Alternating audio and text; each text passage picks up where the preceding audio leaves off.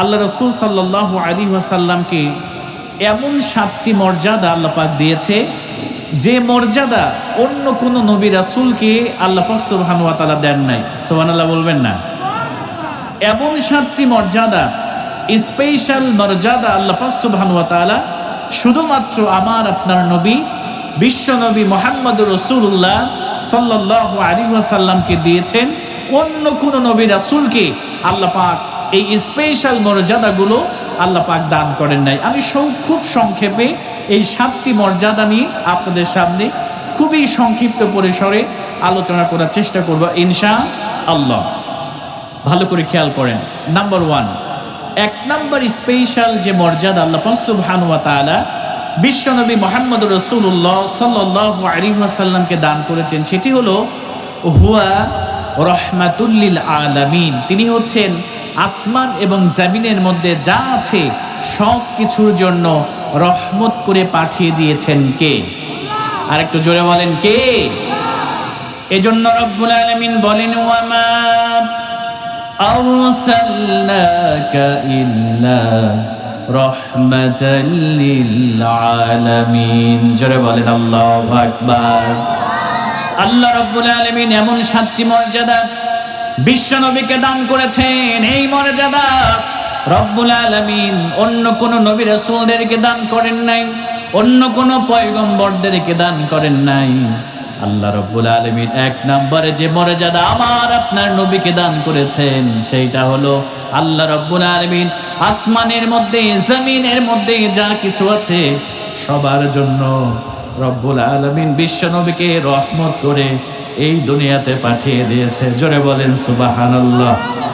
সম্মানিত প্রিয় ভাইরা, তাহলে 1 নম্বরে আল্লাহ রাসূল হলেন আমার আপনার জন্য রহমত। শুধু তাই নয়, আল্লাহ পাক আসমান এবং জমিনের মধ্যে যা কিছু দিয়েছেন সব কিছুর জন্য আল্লাহ পাক সুবহানাহু ওয়া তাআলা বিশ্বনবী মুহাম্মদুর রাসূলুল্লাহ সাল্লাল্লাহু আলাইহি ওয়াসাল্লামকে রহমত করে পাঠিয়ে দিয়েছেন। জোরে বলেন সুবহানাল্লাহ।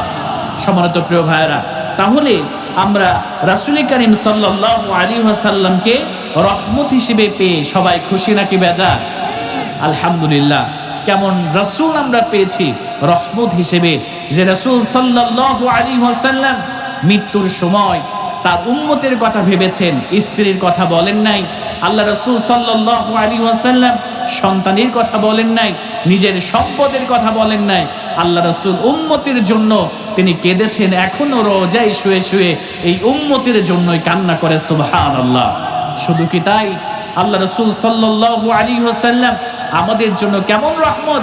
আল্লাহ পাকের হাবিবকে যখন সর্বপ্রথম হযরতে জিবরিল আমিন আলাইহিস সালাতু ওয়াস সালাম কবর থেকে উঠাবেন, আমার রাসূল নিজের শরীর থেকে তিনি ধুলাবালিগুলো ঝাড়তে থাকবেন, আর সেই সময় স্ত্রীর কথা বলবেন না, আমার রাসূল তার কন্যার কথা বলবেন না, আমার রাসূল সাল্লাল্লাহু আলাইহি ওয়াসাল্লাম অন্য কোনো কিছু বলবেন না। সর্বপ্রথম বিশ্বনবী গায়ের ধুলাবালিগুলো ঝাড়বেন আর বলবেন, হে ভাই জিবরাইল, আমার উম্মতের কি অবস্থা আমাকে একটু বলো। জোরে বলেন সুবহানাল্লাহ।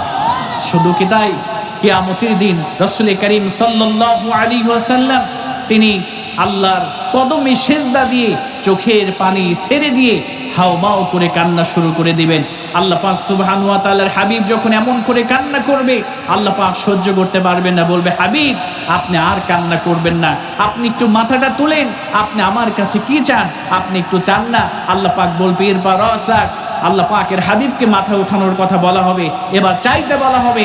আল্লাহর হাবিব বলবে, আল্লাহ রাব্বুল আলামিন দুনিয়াতে অনেক মার খেয়েছি, তায়েফের ময়দানে রক্ত দিয়েছি, উহুদের প্রান্তরে দাম মুবারক শহীদ করেছি।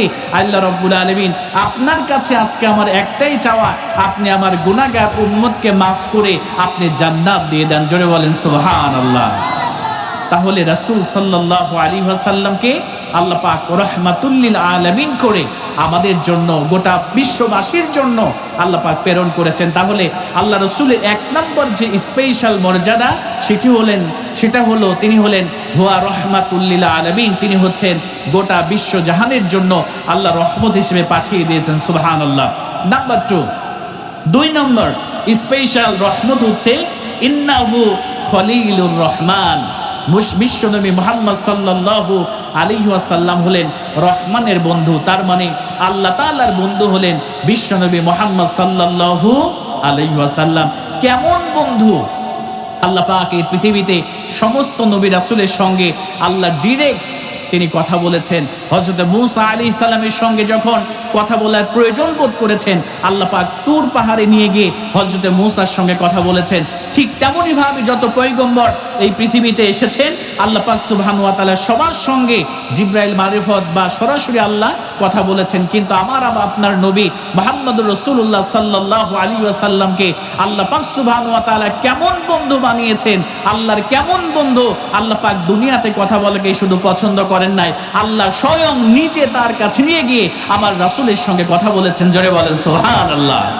এটি হচ্ছে আল্লাহর রাসূলের প্রতি আল্লাহ পাকের স্পেশাল মর্যাদা। আল্লাহ পাকের হাবিব ইন্নাহু খলিলুর রহমান, তিনি হচ্ছেন আল্লাহ পাকের বন্ধু, রহমানের বন্ধু হলেন মুহাম্মদ সাল্লাল্লাহু আলাইহি ওয়াসাল্লাম।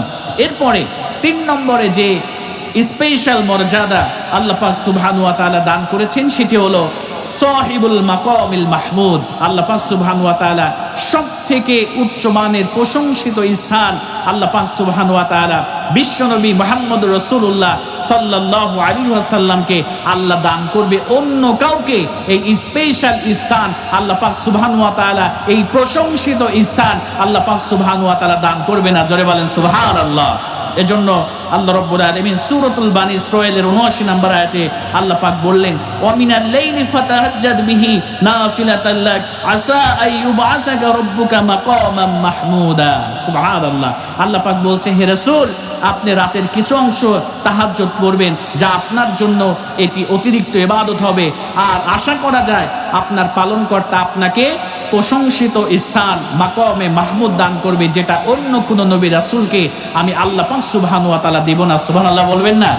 তাহলে রাসূল করিম সাল্লাল্লাহু আলাইহি ওয়াসাল্লামের প্রতি স্পেশাল তৃতীয় যে রহমত, যে মর্যাদা আল্লাহ পাক দান করেছে সেটি হলো সাহিবুল মাকামে মাহমুদ। আল্লাহ পাক তাকে মাহমুদ, মাকামে মাহমুদ, সর্বোচ্চ প্রশংসিত স্থান আল্লাহ পাক দান করবেন। সুবহানাল্লাহ। এরপরে ৪ নম্বর যে স্পেশাল যে মর্যাদা সেটা হলো ওয়া হুয়া শাফিউনা ইয়াউমাল কিয়ামাহ। আল্লাহ পাক সুবহানাহু ওয়া তাআলা ৪র্থ নাম্বার আল্লাহ রাসূলকে শাফাআত করার অধিকার আল্লাহ পাক দিবে। অন্য কোন নবী রাসূলকে আল্লাহ পাক সুবহানাহু ওয়া তাআলা শাফাআত করার আল্লাহ পাক সুযোগ, আল্লাহ পাক প্রায়োরিটি আল্লাহ পাক সুবহানাহু ওয়া তাআলা দিবেন না। জোরে বলেন সুবহানাল্লাহ। একমাত্র কেবলমাত্র আমার আপনার নবী জনাবে মুহাম্মদুর রাসূলুল্লাহ সাল্লাল্লাহু আলাইহি ওয়াসাল্লাম আমাদেরকে শাফায়াত করে করে আল্লাহর জান্নাত পর্যন্ত আমাদেরকে পৌঁছাই দিবেন। সুবহানাল্লাহ। সম্মানিত প্রিয় ভাইয়েরা, আল্লাহ রাসূলের শাফায়াত ছাড়া আমরা কেউ কি জান্নাতে যেতে পারবো? বলেন না, জান্নাতে যেতে পারবো? আমরা কেউ জান্নাতে যেতে পারবো না। এজন্য আল্লাহ পাকের হাবিবের স্পেশাল মর্যাদা হচ্ছে তিনি সুপারিশ করার অনুমতি আল্লাহ পাক সুবহানাহু ওয়া তাআলা কিয়ামতের মাঠে দান করবেন। ৫ম নাম্বার হচ্ছে তিনি হলেন জান্নাতের উদ্বোধনকারী। সুবহানাল্লাহ বলবেন না? জান্নাত আল্লাহ পাক সুবহানাহু ওয়া তাআলা এবং জান্নাত আমাদের জন্য তৈরি করে রেখেছেন। আল্লাহ রাসূল সাল্লাল্লাহু আলাইহি ওয়াসাল্লাম বলেছেন, আমার আল্লাহ পাকের হাবিব বলেছেন, আল্লাহ পাক সুবহানাহু ওয়া তাআলা হাদিসে কুদসির মধ্যে বলে, আমি আমার সালেহ বান্দাদের জন্য এমন জান্নাত আমি তৈরি করে রেখেছি যে জান্নাতের বর্ণনা কোনো কান কোনোদিন শোনে নাই, যে জান্নাতের নাজ নিয়ামত কোনো চোখ কোনোদিন দেখে নাই, ওয়ালা খতরা আলা কলবি বাশার, কোনো মানুষের হৃদয় কখনো কল্পনা করতে পারে নাই। এত সুন্দর জান্নাত আমি আল্লাহ তৈরি করে রেখেছি। জোরে বলেন সুবহানাল্লাহ। বিশ্বনবী সাল্লাল্লাহু আলাইহি ওয়াসাল্লাম জান্নাতে গিয়ে কোরআন আনবেন। আমার রাসূলের আগে কেউ জান্নাতে প্রবেশ করতে পারবেন না। জান্নাতের দ্বাররক্ষী ফেরেশতা জিজ্ঞেস করবে, আপনি কে? আল্লাহ রাসূল উত্তর দিবেন, আনা মুহাম্মদ সাল্লাল্লাহু আলাইহি ওয়াসাল্লাম। এবার ফেরেশতারা আল্লাহ রাসূলের নাম শুনে সঙ্গে সঙ্গে জান্নাত খুলে দিবে, আর আমার আপনার রাসূল জান্নাতকে উদ্বোধন করবেন। জোরে বলেন সুবহানাল্লাহ। তাহলে ৫ নম্বরে আমার রাসূল সাল্লাল্লাহু আলাইহি ওয়াসাল্লামকে আল্লাহ জান্নাতকে আমার রাসূলকে উদ্বোধন করাবেন।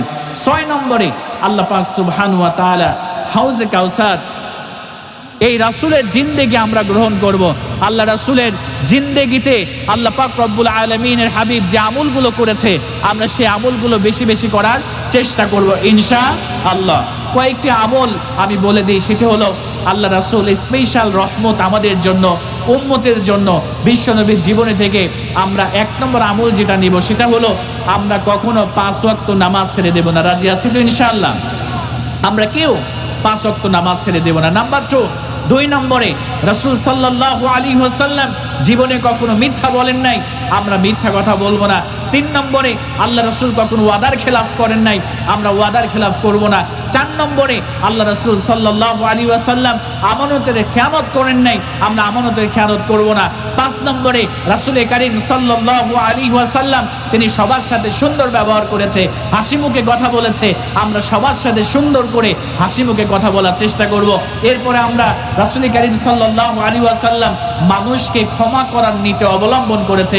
প্রিয় ভাইরা, আমরাও মানুষকে ক্ষমা করার নীতি অবলম্বন করার চেষ্টা করব ইনশাআল্লাহ। এই আমলগুলো যদি করতে পারি তাহলে ইহকালীন শান্তি এবং পরকালীন নাজাত আল্লাহ পাক সুবহানাহু ওয়া তাআলা আমাদেরকে দান করবেন ইনশাআল্লাহ।